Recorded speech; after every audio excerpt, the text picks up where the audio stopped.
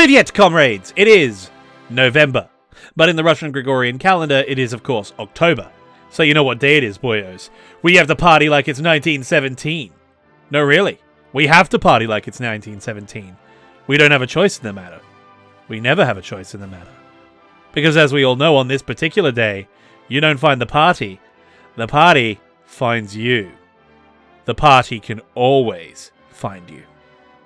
In all seriousness, it is the anniversary of the storming of the Winter Palace, or at least near enough to it, depending on how quickly I can get this video out, in St. Petersburg, although its real name is Leningrad, fight me IRL, which birthed everyone's favourite bulwark against imperialist fascism, or the world's most heinous evil empire, depending on who you ask, the Union of Soviet Socialist Republics. And as you can guess by my furry hat in my avatar, I've been waiting all year to make this bad boy. There will be memes, gulags, gratuitous choirs, friendly fire, transdimensional torpedo boats, chameleons, and much, much more. In fact, this video will indeed be revolutionary. Get ready to seize your means of reproduction, lads, and raise a glass of vodka as we gaze upon the absolutely gorgeous Slavic beauty who fired the first shot in the Bolshevik uprising against the Tsar. She is not my waifu, ladies and gentlemen. She is our waifu. She is, of course, the Pallada class protected cruiser, Aurora. Aurora!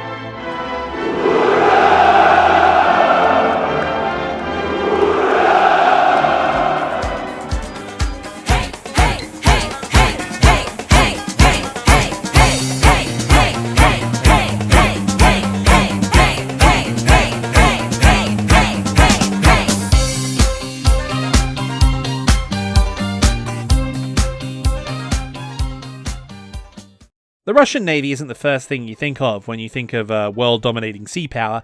However, they had a few very good years, well, actually a very successful period throughout the 18th century, achieving quite a few victories in the Great Northern War against Sweden while constantly doing battle with the Ottoman Empire. By the mid-19th century, they had all but achieved dominance in both the Baltics and the Black Sea, the only hiccup being the brief transitionary period during the Napoleonic Wars, although Admiral Nelson did solve that problem eventually. Go team. But there was a problem. That being the Industrial Revolution.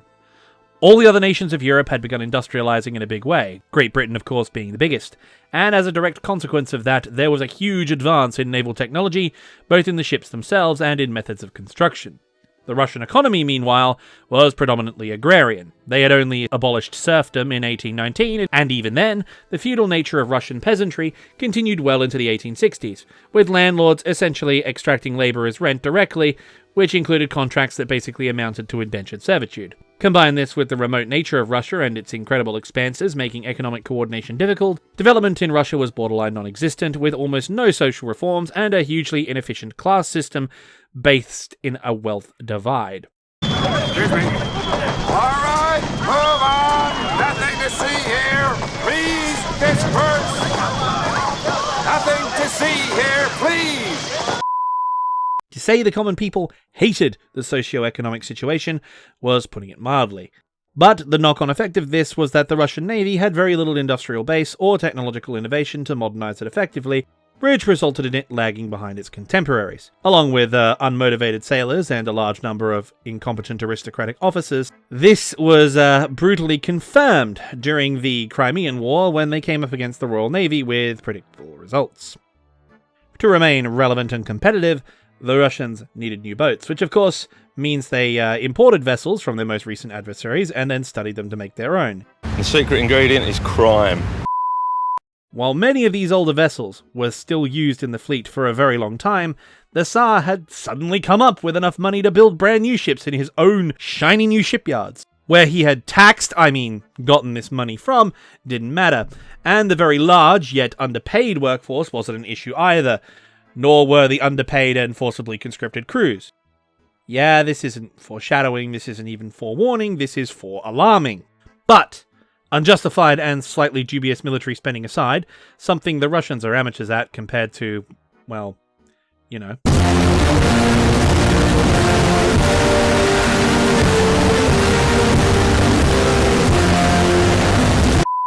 The Russian Navy was getting new toys, and among them were the 3 Pallada-class cruisers, Pallada, Diana, and of course, Aurora. The Pallada class was pretty standard for cruisers of the time, comparable to other designs coming out in the early 1890s, such as the British Challenger class, with a displacement of 6,900 tons, a length of 127 metres, that's 416 feet in freedom units, a beam of 16.5 metres, 55 feet, and a draft of 6.5 metres, 21 feet. The armour configuration, meanwhile, was a general protected cruiser layout.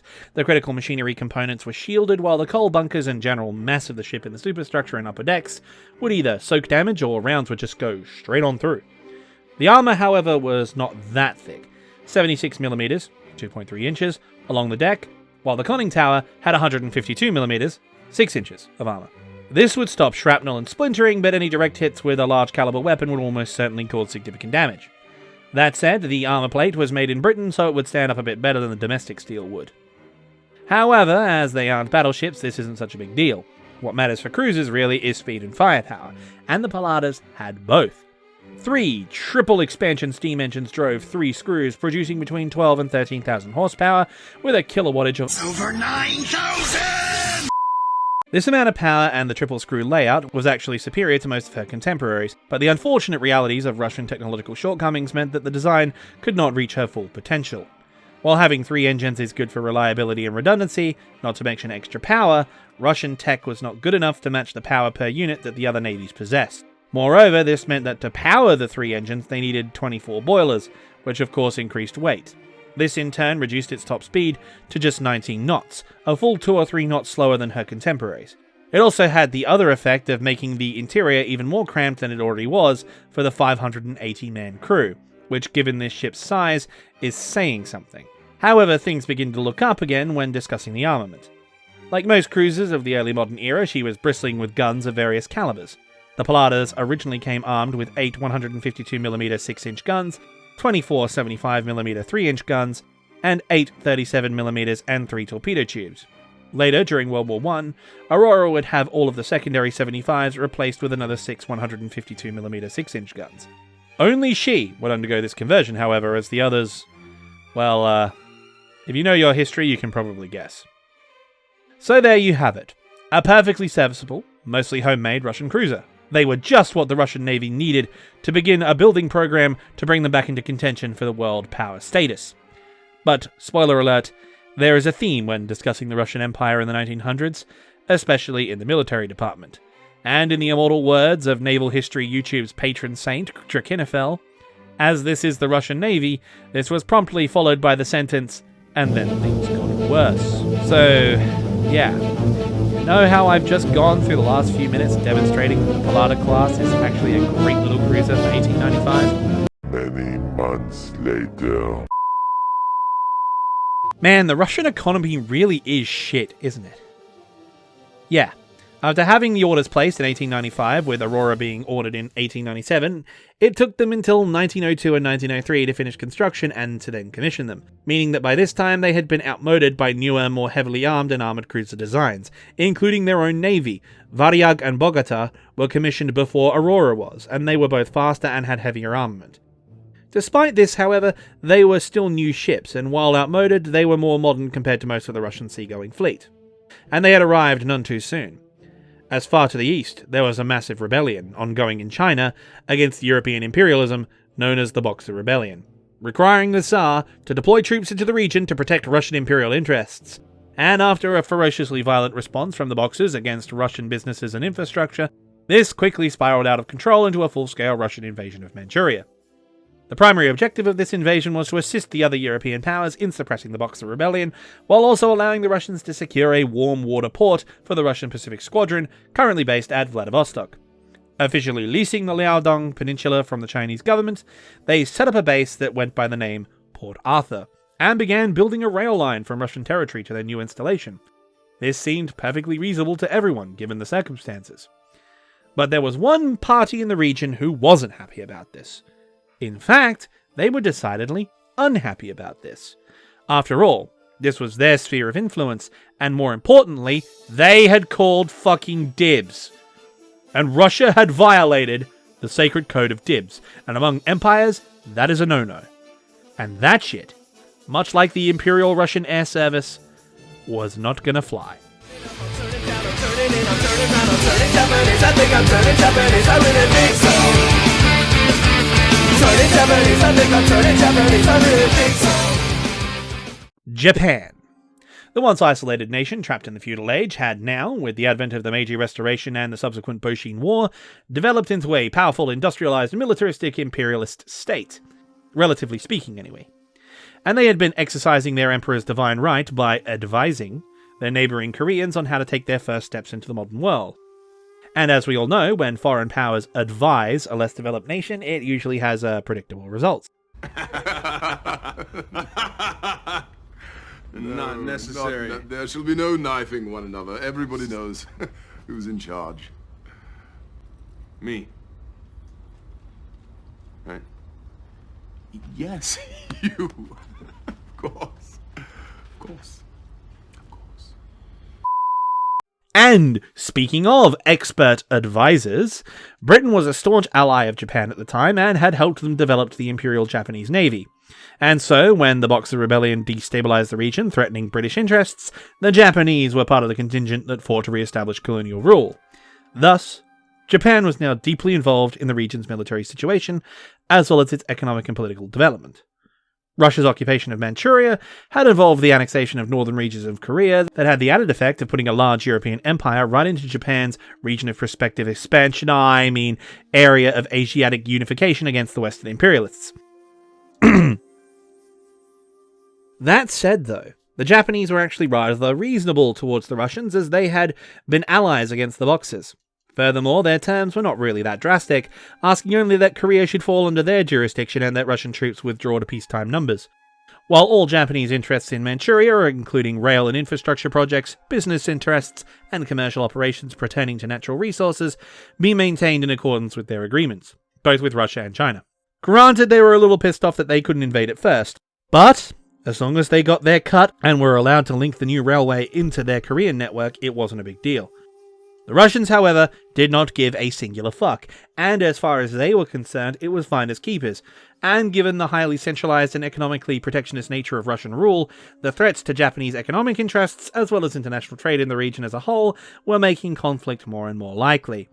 It was while all this was happening that Aurora was commissioned on October 10th, 1903, and as a result of the raising tensions, it was immediately detailed to be sent out east to join the Pacific Squadron as part of a reinforcement unit of destroyers and cruisers. They were, of course, as I said before, being sent to bolster Russia's naval presence in the wake of these tensions. However, after making it all the way to the Red Sea, having gone through the English Channel, the Straits of Gibraltar, and the Suez Canal, the cruiser force was ordered back to the Baltic. The admiral in charge was livid, but in traditional Russian senior style, they were ignored. Only the destroyers continued on to Port Arthur. However, this irritating setback may have inadvertently saved the ship, as by January of 1904, the Japanese had lost patience, and the withdrawal date for Russian troops, laid out in their proposed agreement, had gone by, and if anything, Russian troop numbers had gone up. The Russians were stalling, and there was no evidence of them changing their position, and so, to resolve this situation on February 8th, the Japanese declared war on the Russian Empire. However, 3 hours prior to this declaration, the Imperial Japanese Navy launched a surprise attack on the Russian fleet in Port Arthur. I'm beginning to notice a theme here. A Japanese destroyer snuck into the harbour and upon reaching an ambushed position, fired a full salvo of torpedoes against the Russian fleet docked alongside the quay. The subsequent damage crippled the Tsarevich and the Revitsan, the Russians' two biggest battleships in the Pacific, as well as Aurora's sister ship, the Pallada. From the outset, the Japanese had thrown the first punch and were using the breathing room to make up as much ground as they could. Yeah, I really am getting deja vu. Although I guess in this case it's reverse deja vu? Retrospective foreshadowing? Anyway, they landed a large contingent of troops in Korea and began advancing them up into Manchuria, while the Imperial Japanese Navy outmaneuvered the Russians at sea, eventually blockading Port Arthur itself. In fact, the Japanese were so downright brutal, they actually mined Port Arthur as they left from their first engagements, meaning that when the other Russian battleships tried to leave harbour, they immediately ran into the minefield. Battleship Petropavlovsk was sunk, killing Russia's best admiral and fleet commander, one Admiral Makarov, while Pobjeda only managed to limp back into port. Just barely made it. This was followed by some Japanese army ass-whooping at the Yalu River, as well as the Japanese Navy demonstrating Royal Navy-trained gunnery by sniping the Pacific Squadron's commanding admiral out of his bridge with a secondary battery at a ridiculous range of 4 miles during the Battle of the Yellow Sea. This is without optics, without, frickin' radar. They sniped the admiral at 4 miles with a secondary gun. This was then rounded out by the Japanese army, eventually besieging Port Arthur itself. Needless to say, the situation was dire. But, ladies and gentlemen, there was help coming.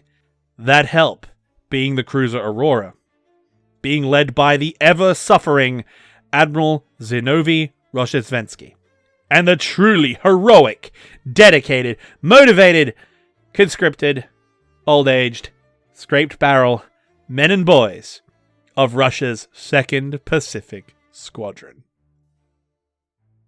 Drachinifel has a full video on their adventures.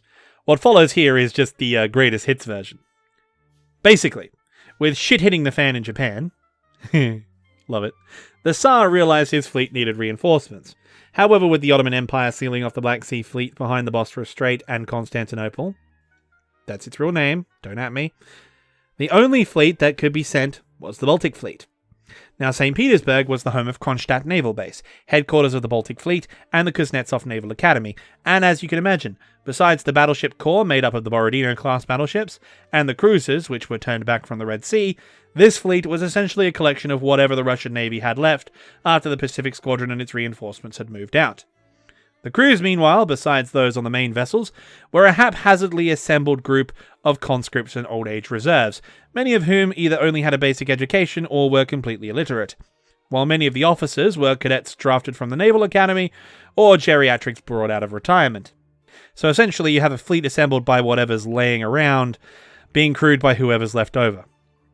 These men, some of which being conscripted from places like Kazakhstan and hence have never seen the actual ocean, are then going to be asked to sail 18,000 miles through tropical environments none of the ships were designed to operate in, with minimal, if any, resupply capability on the way, and only a small cadre of truly capable combat ships should they run into any serious opposition. What's even better is that you then give them a commanding officer who's prone to fits of rage to the extent where his cabin crew packs 50 extra pairs of binoculars because they know their admiral will throw them in the sea out of sheer disgust. And he does that with the trained, actual Navy while on exercises and training. So you give this man reservists, conscripts, and retirees crewing buckets. This is going to go exactly how you think it's going to go. On the 15th of October, the fleet set sail with Aurora in formation.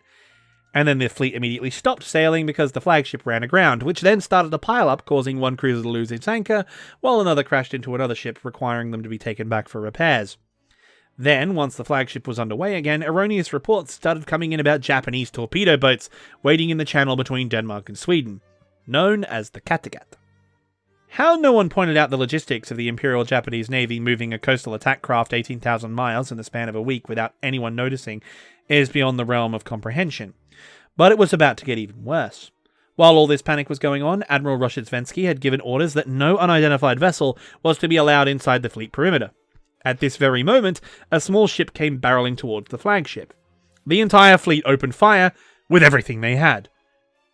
About 10 minutes later, the fishing boat docked with the flagship, and a messenger from the Tsar came aboard with news that Admiral Rozhestvensky had been promoted, along with updated orders.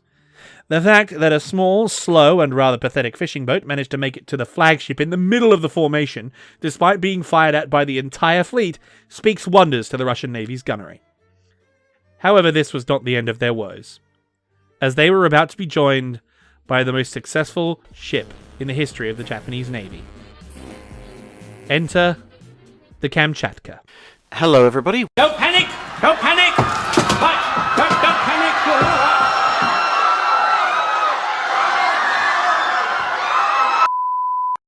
This repair ship is infamous, as it's responsible for the most incredible cacophony of fuck-ups any crew has ever committed on the high seas.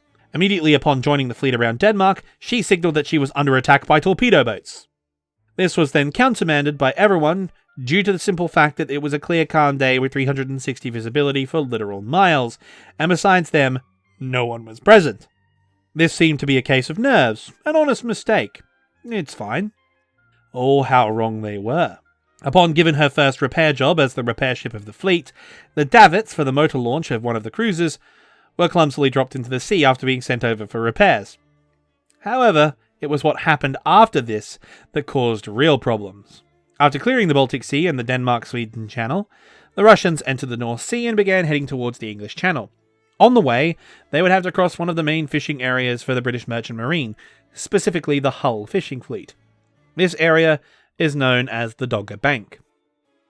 On the night of the 22nd of October 1904, the Russian 2nd Pacific Squadron was quietly transiting the area on heightened alert from all the chaos of previous days. And it was then that the last ship in the formation, the Kamchatka, spotted a Swedish merchant ship and identified it as a Japanese torpedo boat. This then alerted the fleet that they were under attack and to everyone commenced defensive operations. Thus they scanned the surrounding area and found a series of even more Japanese torpedo boats. However, they were cleverly disguised as British fishing trawlers. The Russians immediately opened fire, wasted half their ammo, and didn't hit shit. However, several rounds from the battleships actually managed to land hits. It's just a shame that those hits were on Aurora and her fellow cruiser, the Dmitry Donskoy. Shots which killed one of Aurora's sailors as well as the ship's chaplain.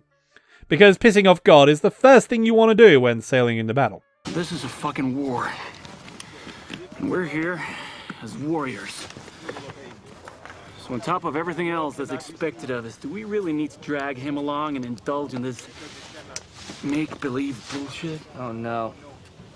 Not only do we have to worry about all the charms you've eaten, now Brad's just pissed off God.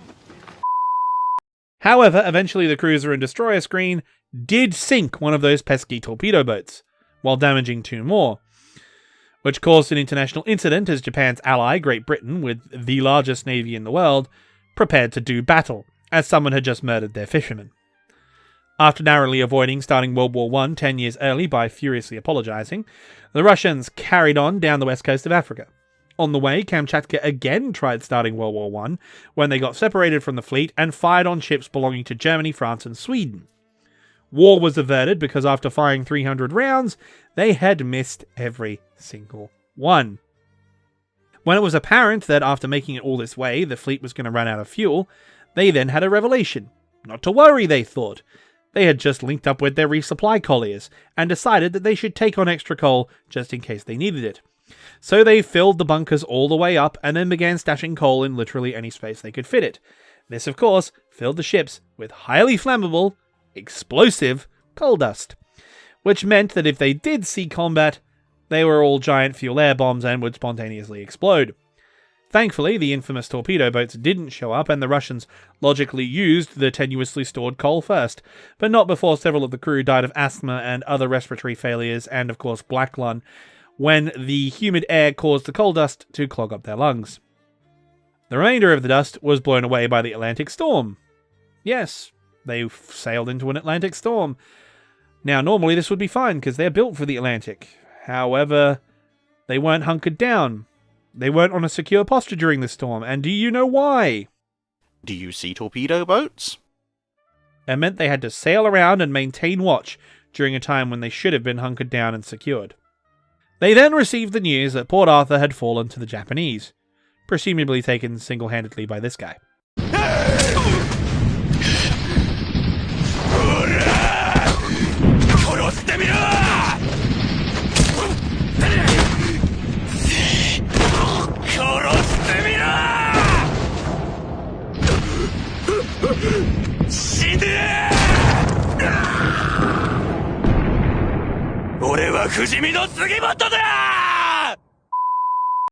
This meant that their comrades in the Pacific Squadron were gone. To cheer themselves up, Aurora's crew held a boat race, and in the first instance of decent seamanship for this whole voyage, none of the participants sank, got shot, or blew up. But this small distraction did nothing to quell the sentiments among the fleet that this was a doomed voyage. More disconcertingly for the officers, though, there were rumblings of sedition, religious portents of imminent death, and even scarier, revolutionary fervour. Apparently, some bloke named Trotsky had been passing out pamphlets in St. Petersburg calling for mutiny, and some had listened. What was needed was a bigger distraction. Luckily, they had just docked in Madagascar, and the crew of Aurora decided to go on shore leave. What they brought back, though, was quite impressive. They had managed to buy drugs, including opium-laced cigarettes. The local girls were accommodating, given that the whole fleet now had an example of every STD known to man, and most incredible of all was the pets. Aurora's crew was the most egregious example of this among the fleet, with reports that the crew feared going to sleep as there were everything from big cats to crocodiles to snakes to God knows what else prowling the ship, and as such, an unsuspecting crewman could find themselves being turned into a Lunchable.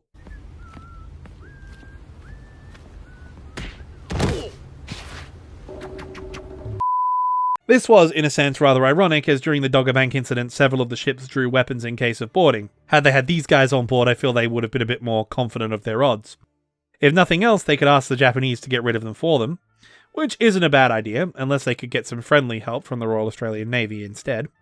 However, the biggest issue was from an unlikely source, as they couldn't exactly find the animal causing those problems, because the fleet as a whole developed a rather curious infestation of chameleons, being especially bad on the flagship, who are, of course, a bitch to find at the best of times.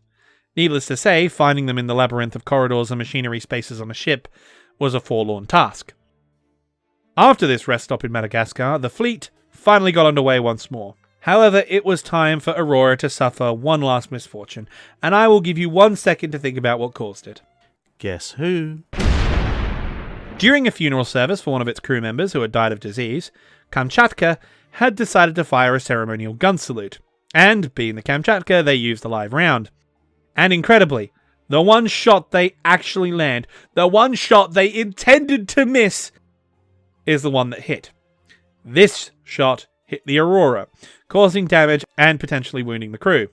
However, we should look at the silver lining of this event, as the rest of the fleet was doing better as well, given the fact that during target practice they actually landed a hit. Granted, it was on the ship towing the target instead of the actual target itself, but, you know, a win's a win. But alas, all good times must come to an end. As fortunately by now, the Russians were actually reaching the battle area, and so the Kamchatka could actually do something useful. That useful thing is being sunk by the Japanese. On the 27th of May, Admiral Togo of the Imperial Japanese Navy put his plan into motion. Given that the Russians had made what could best be described as the most horrifically public journey in the world, and given that the army morons had managed to take Port Arthur, with his fleet's help of course, since the army can never do anything right, I'm sure this quarrel won't have consequences later, the Russians had to be going to Vladivostok.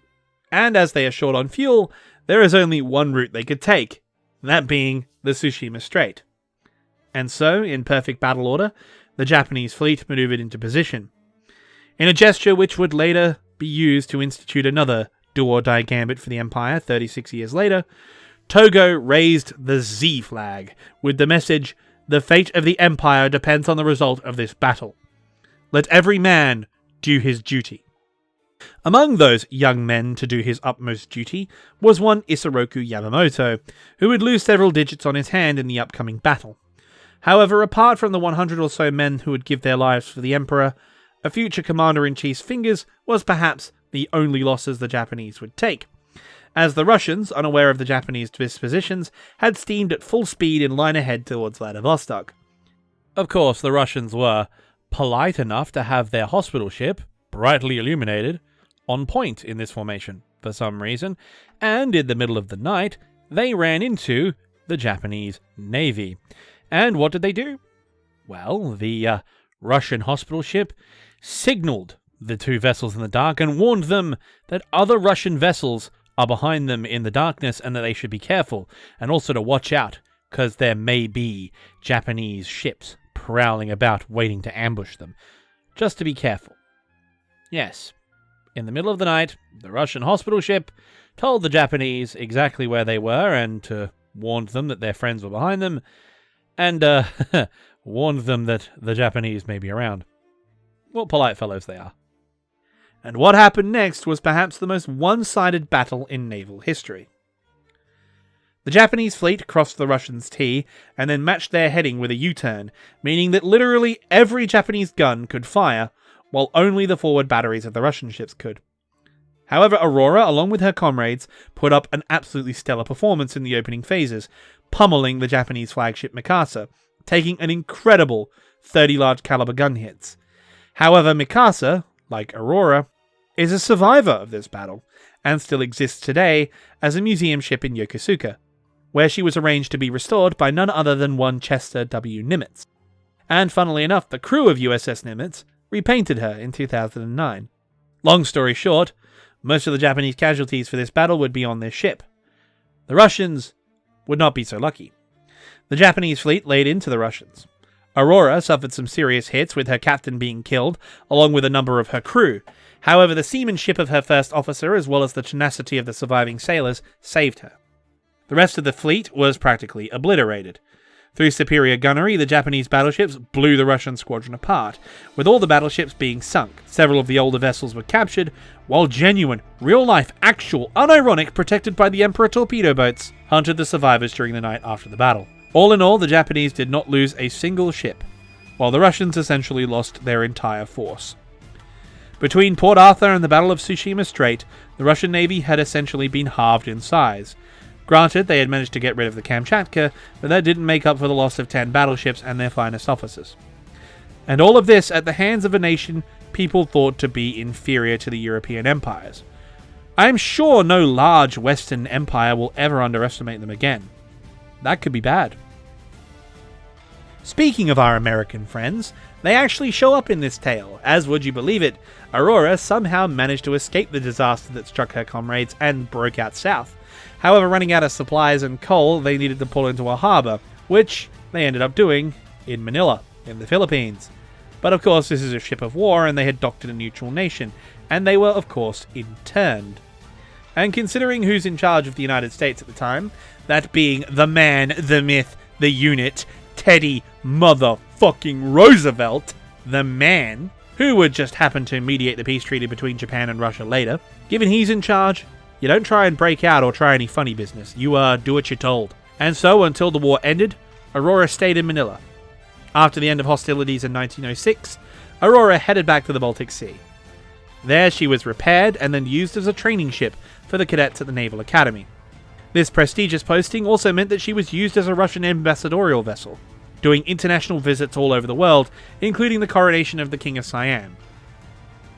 However, times were a-changing. And if the Russians thought this past disaster was bad, oh man, they had no idea what was coming.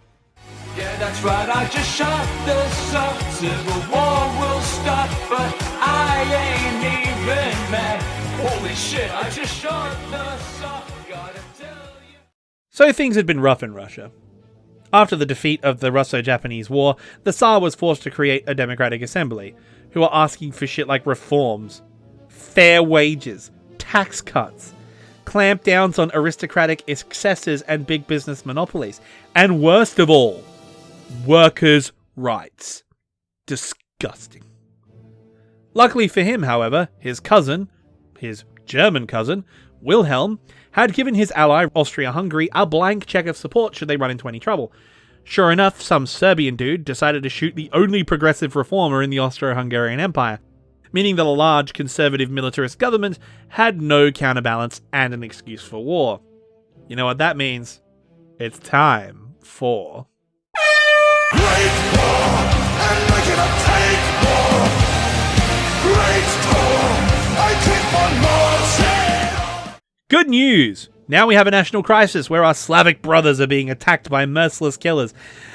Led by my cousin. Anyway, the Tsar loved this situation, as now he could rally the people behind his banner as the only man to counter the evil Huns.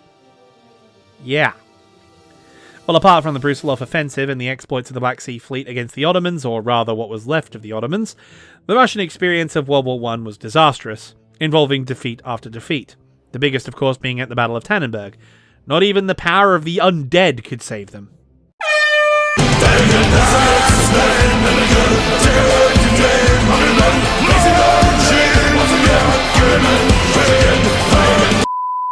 Millions died, their economy was wrecked, and they'd achieved nothing. While all of this had been going on, Aurora had participated in all of the major actions along the Baltic coast, providing naval gunfire support to the troops as well as interdicting merchant traffic. But due to the heavy mining of the Baltic by both sides, actual fleet actions were impossible, and so not a lot happened with the Baltic fleet. In 1916, Aurora returned to port for a hull repair and refitting, and while here, her crew began talking to the local population and meeting members of this new political party in the Duma, their state legislature. They were called the Bolsheviks, and then there was this more moderate group called the Mensheviks. They were calling for an end to the war, as well as the abolition of the monarchy, and some were even going so far as to say that we should change the entire system in the country. These guys are crazy, and yet, with all the failures that have happened, along with Tsar Nicholas II being very autocratic and his command of the military, and rumours of some evil wizard Rasputin controlling the Queen with sexual powers, perhaps the time for drastic action had come. It was then in February in the Gregorian calendar, that a large body of workers, as well as women protesters celebrating International Women's Day, filled the streets with confrontational protests that eventually became riots. They were, of course, riots against food shortages, rationing, against the corrupt and ineffectual Duma, against the war in general, and most of all, against the Tsar and the royal family. As tensions escalated by mid-March, 250,000 citizens were now up in arms and on St. Petersburg streets. And it was then that the officers of the St. Petersburg garrison deployed the troops with orders to disperse the crowds with rifle fire. What happened next was a calamity that no one, not the protesters or the monarchists, were expecting.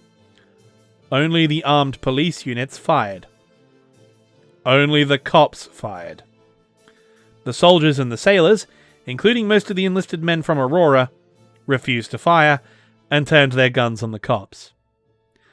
Realizing the game was up, the conflict de-escalated. Troublemaking soldiers and police were disarmed, and a new provisional government was established under Alexander Kerensky of the Petrograd Soviet, aided once again by one Leon Trotsky, who under a dual-power system was forced to share power with progressive moderates that could best be described as centrist libertarians.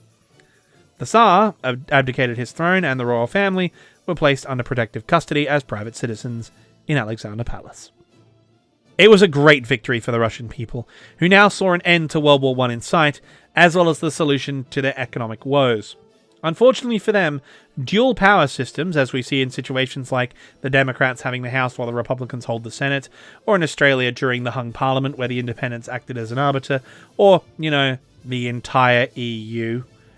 Dual power systems, while great for keeping balance, also means nothing actually gets done, to the point where the revolutionary government actually ended up themselves violently suppressing rebellions, including multiple worker strikes and protests against the war by the Bolsheviks. This, of course, led to the beginnings of the Russian Civil War, as the Whites, monarchists seeking to reinstall the Romanov dynasty, were beginning to make games and form armies to crush the democratic government, while the workers, having achieved freedom of the press and free speech, as well as the release of political prisoners, were now actively seeking radical change, campaigning under the slogan, "Peace, Land and Bread." Peace, land and bread. Everybody sing. Peace, land and bread. A little louder now. We gathered together, the people all said, peace, land and bread. And they felt that the dual-power provisional government was ineffectual, and that after they had violently repressed strikes and protests, including calling in troops and police to shoot protesters, things were tense. Things came to a head after the commander of the provisional government's army, General Kornilov, marched on what was now named Petrograd to re-establish total state control. However, it was then rumoured that he was going to stage a coup. So Kerensky turned to the Petrograd Soviet for help in repelling them should it be necessary. So when the army arrived, they were confronted by the Bolsheviks, who in turn talked them down from action, and for many, converted them to the socialist cause. The communists now had the support of the army and the navy, led by none other than Aurora's crew, and they had, finally, the support of the people. And here we go.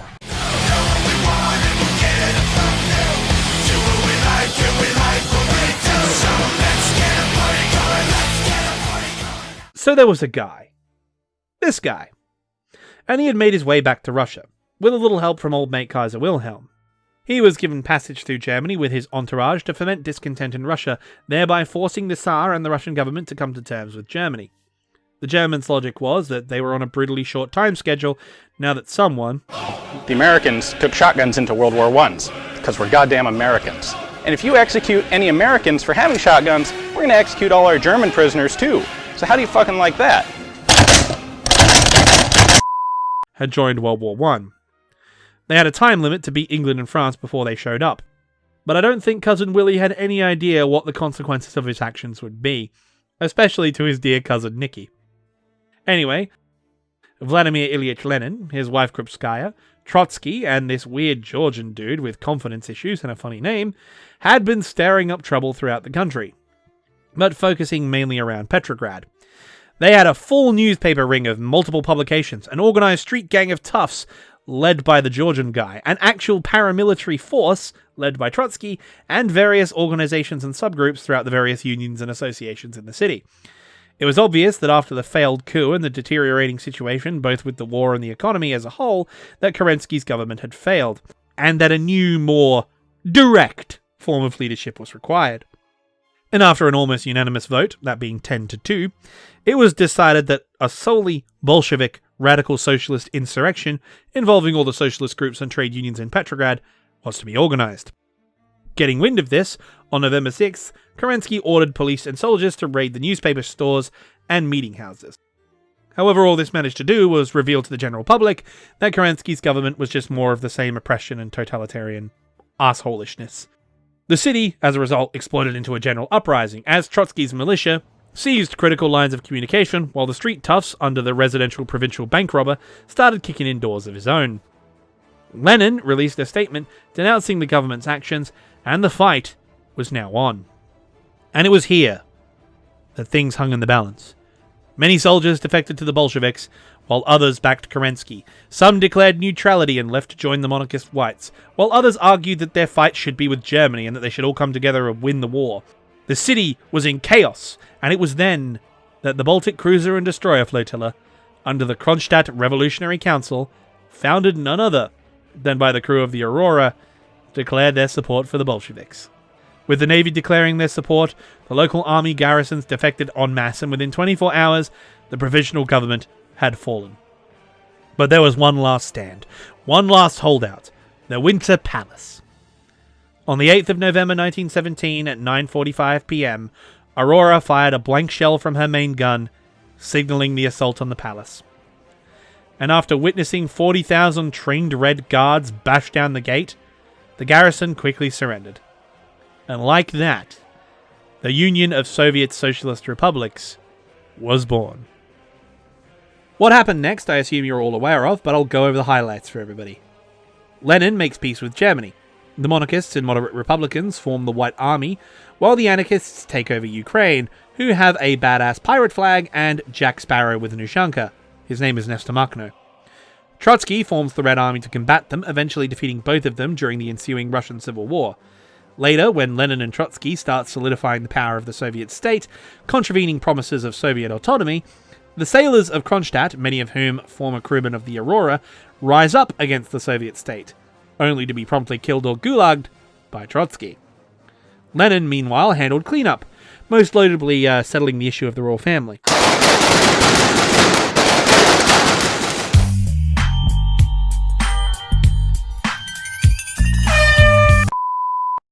Later, Lenin dies. The Georgian guy blames literally all of the problems his policies have caused on the Trotsky guy, kicks him out of Russia, and then has him murdered.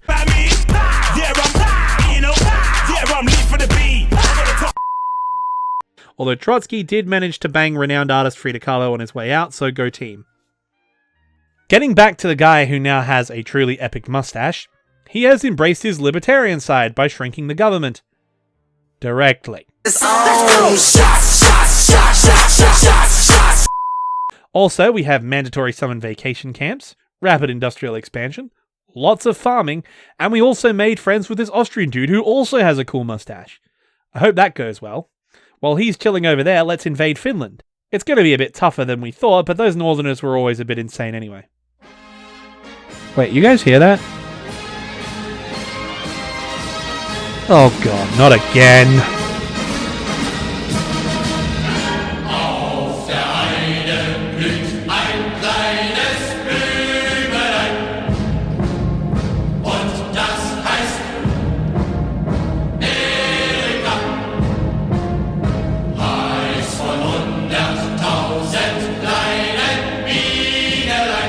The Germans.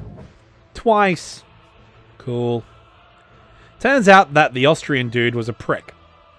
On June 22nd, 1941, Operation Barbarossa swept through the Soviet Union, and after 2 months, Army Group North had reached the gates of Petrograd, now named Leningrad. Aurora had been the training ship for the Soviet Naval Academy and the ceremonial symbol of the Great Soviet Revolution.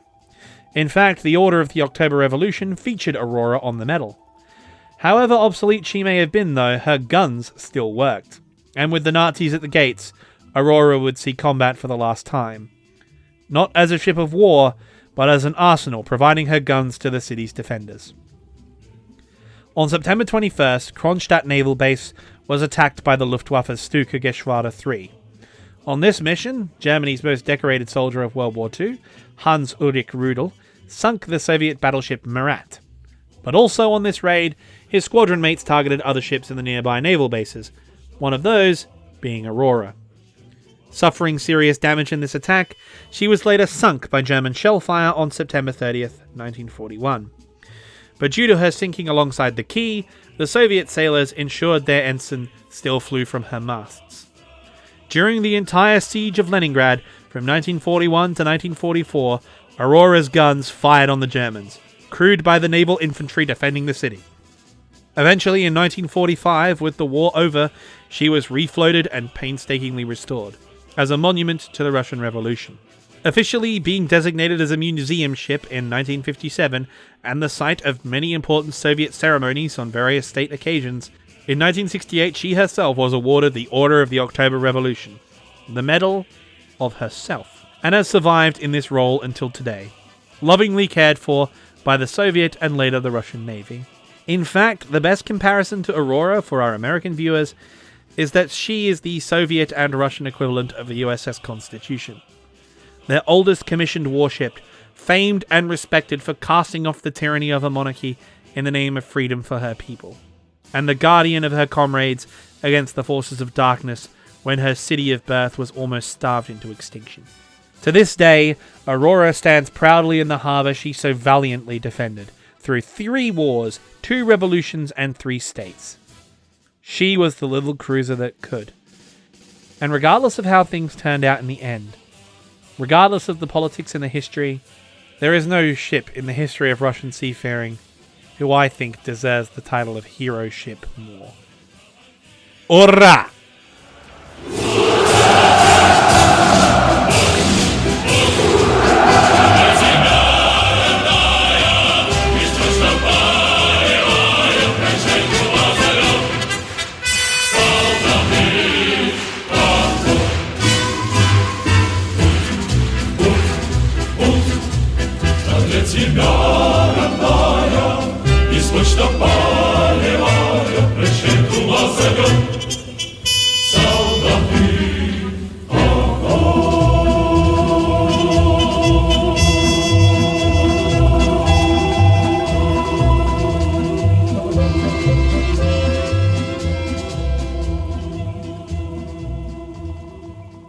Thank you for watching this video on the Russian cruiser Aurora.